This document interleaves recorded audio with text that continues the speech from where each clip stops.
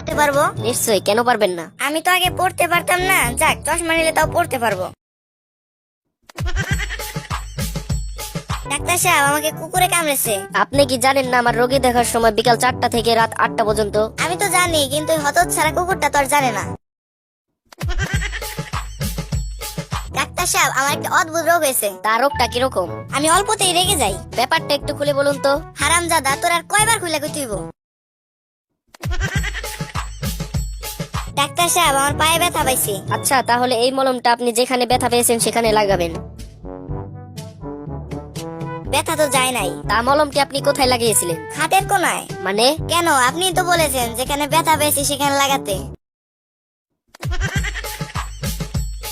মনে হয় ওষুধটাই কাজ করেছে। আজ আপনার কাশির আওয়াজটা বেশ ভালো ঠেকছে। ভালো তো হবে, কাল সারা রাত জেগে কাশির প্র্যাকটিস করেছি না। ডাক্তার সাহেব, আমাকে বাঁচান, আমি মনে হয় 10 মিনিটের মধ্যে মারা যাব। আচ্ছা, আপনি একটু অপেক্ষা করুন, আমি 20 মিনিটের মধ্যে ফিরে আসছি। ডাক্তার, জানোস আজকে একটা আজব ভিডিও দেখছি। কিরকম আজব ভিডিও? আমি দেখছি মেয়েরা কিভাবে 5 মিনিটে রেডি হতে পারে। এখানে আজবের কি হইলো? না মানে ভিডিওটা 50 মিনিটের আছিল। ভাই ভাই, আগুন লাগছে, আগুন লাগছে। তাতে আমার কি? আরে শালা, তোর বাসায় আগুন লাগছে। তাতে তোর কি? এই বল্টু, আমার জন্য 1 কাপ চা নিয়ে আয়। কিরে বল্টু, তোরে না বললাম 1 কাপ চা দিয়ে যাইতে? ওই বল্টু, তাড়াতাড়ি যদি চা না নিয়ে আসোস তাহলে তোর কিন্তু আজকে খবর আছে। এই নেন চা। চা থেকে এত গন্ধ হইতেছে কেন?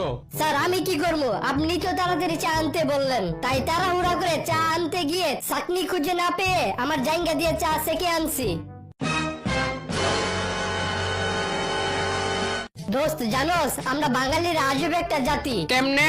দুধের মধ্যে মাছি পড়লে দুধ ফালাইয়া দেয়, আর ঘিয়ের মধ্যে মাছি পড়লে ঘি থেকে মাছি ফালাইয়া দেয়, যদিও দুইটা একই জিনিস।